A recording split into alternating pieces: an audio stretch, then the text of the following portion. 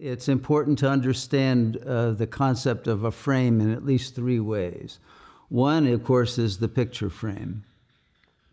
And a picture that is framed is put into a certain aesthetic category that it might not be in without that framing. So there is a way in which a frame contextualizes, and different styles of frame are already giving a message about the painting or whatever is contained. So you have that, but then you have, of course, the very famous cowboys and Indians style, you've been framed, which is more or less, you've been a patsy, you've been convicted even though you were innocent,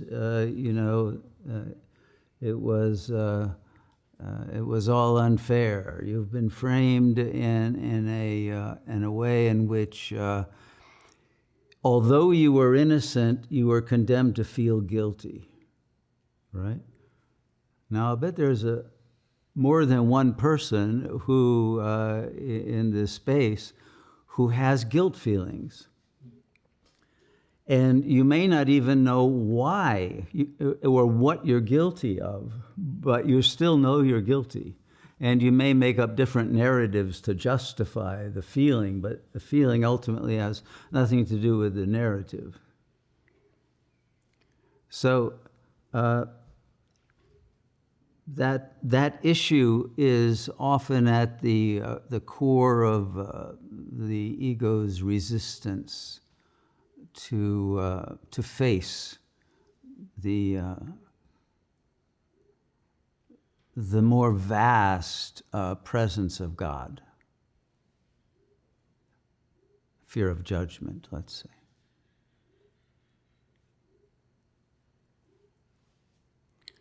So, what we have to understand is the third meaning of you've been framed, which goes back to it goes back to, let's say, the world of therapy. I can remember the word of reframing coming in with Milton Erickson and his new style of hypnotherapy. And it was picked up by NLP, the neuro-linguistic programmers, and creating a reframe became like a basic, let's say, a technique. So basically what a therapist is trying to do is to reframe your self-image in a better frame so that you will not hate it so much. And in fact, you can even tolerate putting it on the wall and looking at it.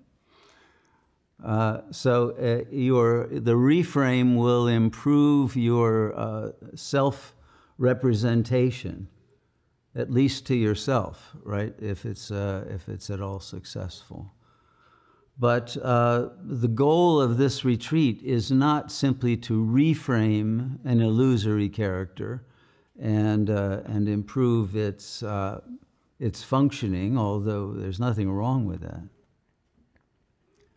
But the goal of the retreat is to unframe completely, to be completely free of all the assumptions and preconceptions which were installed in your consciousness and became the core operating system of the ego, but it fell into the subconscious mind, so your consciousness could never figure out how you tick and why you can't change it to a talk or do anything to or at least not very successful large-scale efforts of self-refashioning that become very very difficult even to sustain the interest in. So the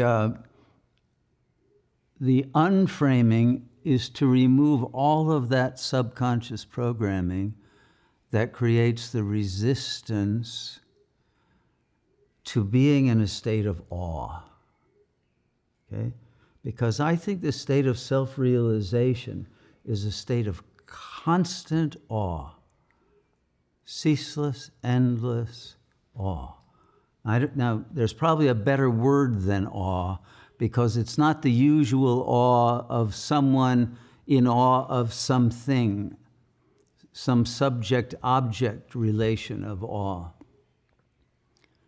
It's a state of awe in which what creates the awe is that which is aware of what is awesome and is that. So there's a non-duality of perceiver, perceiving, and perceived, but it's the inconceivably wondrous quality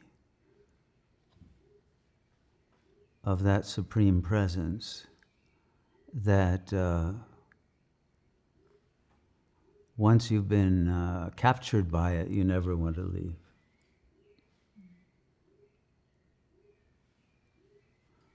And without that, I don't think liberation can be chosen.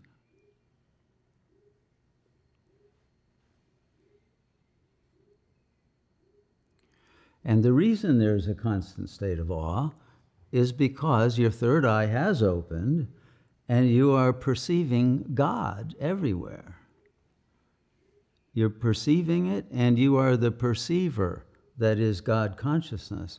But what is being perceived is the perfection of the intelligence of God being unfolding as an extraordinary work of cinematography in this holographic entertainment in which we are both characters and writing the script and analyzing it and completely beyond it and without any interest in it. And we are in all of these states simultaneously at different levels of our infinite consciousness. And so if you're in liberation, you can be in any of those states, but because they are all ultimately pervaded by the one absolute reality that is emanating all of this spectrum of a vibrational field that then produces infinite possibilities of permutations of what can unfold within a four-dimensional or higher dimensional frame of reference or cosmic hologram, however you want to, because ultimately you can't conceptualize what is really going on. That's part of why there's a state of awe. No matter what sophisticated scientific concepts you use, it transcends the conceptual. So the mind is forced to surrender into silence.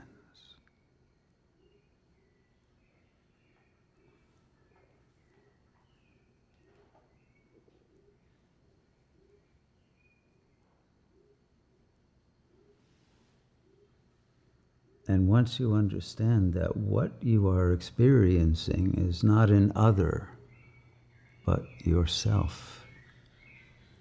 Yourself. As you were before you were born, as your ego could never know you.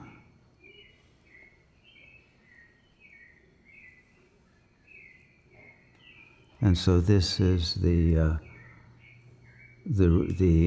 reason for the retreat and for getting out of all the frames, because once you're out, that is Sat Chit Ananda. And since that's who we are, why not know that firsthand?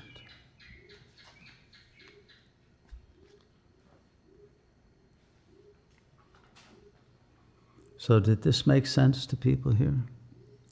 Yeah. Because once it does, then you have to ask yourself, why would I hold on to any construct that creates an obstacle to that salvation of the soul? Why be attached to any story if that story is creating your suffering?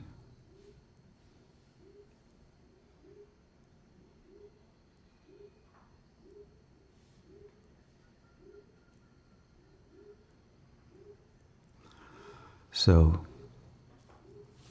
the unframing is the self-liberating from all of the multi-layered, fictional habit patterns of the character that is being played through your bodily organism.